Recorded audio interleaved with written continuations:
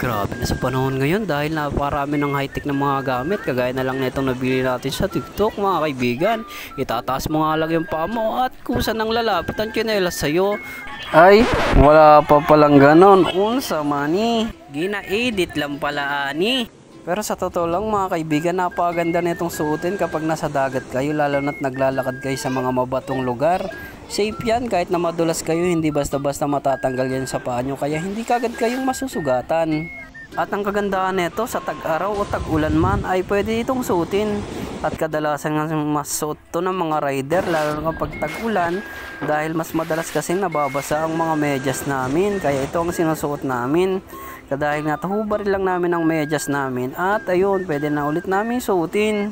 At kung tinatamad ka naman magsapatos, maganda rin itong pangporma dahil bagay din ito panglakad. Butan mo nga lang siya ng medyas at ayun na. At bahala ka na. Charot! Mura nga lang pala sa ating Yellow Basket kaya check out mo na.